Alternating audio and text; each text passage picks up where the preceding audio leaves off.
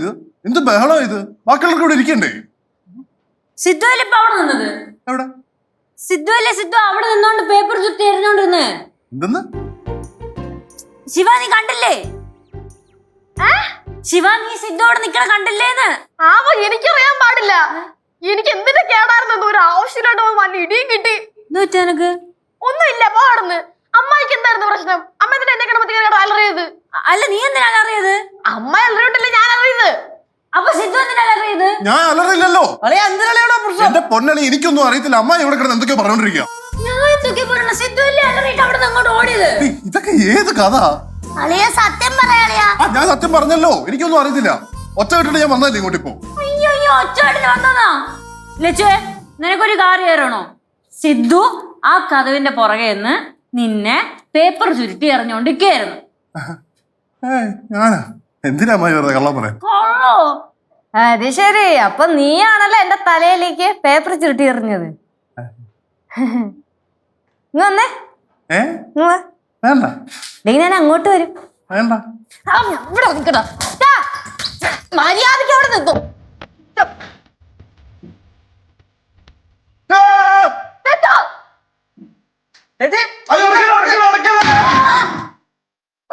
അയ്യോ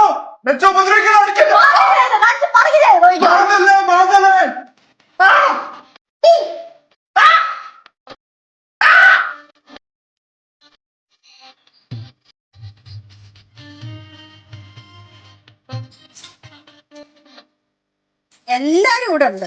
ഒറ്റ ഒരെണ്ണം അടുക്കളയിൽ കയറത്തില്ല. ആ ലച്ചു ഇവിടെ. ഈ കൊച്ചിനോട് എത്ര പറഞ്ഞാലും മനസ്സിലാവത്തില്ല. എന്തോ ചെയ്യാനാന്ന് പറ.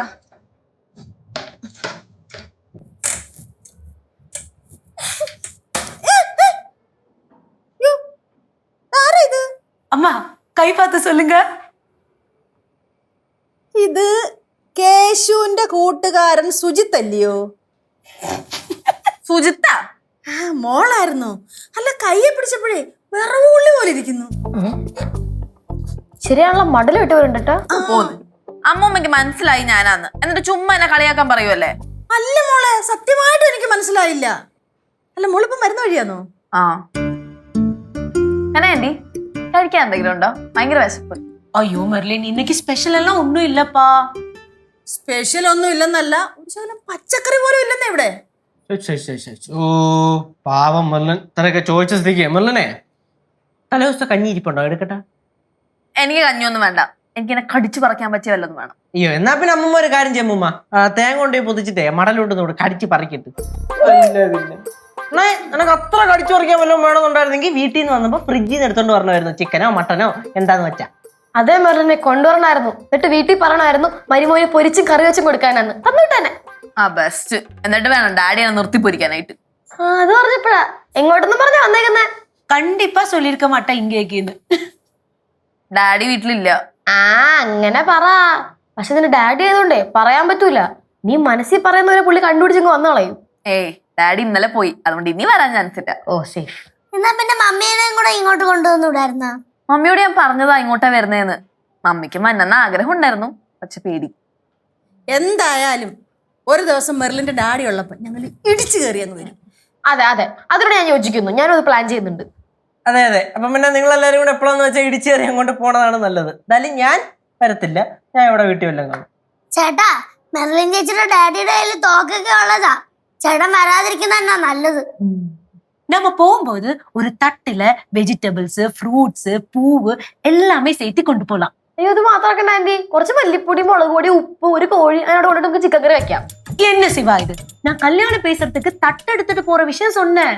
അയ്യോ ആന്റി നമ്മൾ പോണതേ ഇവളുടെ ഡാഡി എടുത്തോട്ടാണ്. സൂക്ഷിച്ചു പോയില്ലെങ്കിൽ തിരിച്ചു വരുമ്പോഴത്തേക്ക് റീത്തും കൊണ്ടുവരാം. നിങ്ങൾ എല്ലാരും കൂടി വട്ടം തന്നതിന്റെ ഡാഡി അങ്ങ് കളിയാക്കുക അല്ലേ? അയ്യോ മനസ്സിലാക്കി കളഞ്ഞു.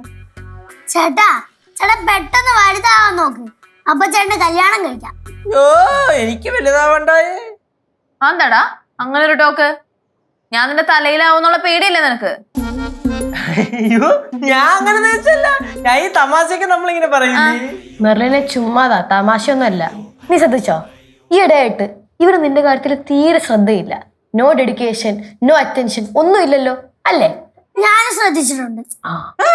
എന്തോന്ന് ശ്രദ്ധിച്ചെന്നുണ്ട് പാറുടെ ആവശ്യമില്ലാത്ത ശിവ എന്താ എനക്ക് എവക്ക് പോകുന്നില്ല തന്നെ അവളതൊക്കെ വിശ്വസിക്കും നിർത്തിക്കോട്ടെന്നേ നീ വന്നേ ഇങ്ങോട്ട് വാ, ഒരു കാര്യം പറയാനുണ്ട്. പിള്ളേര് ചുമ്മാ തമാശക്ക്. നീ വാ. ചെല്ലടാ വിളിക്കണ പോ. ചെല്ലി.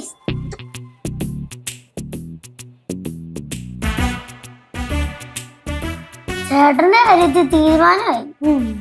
പാവം.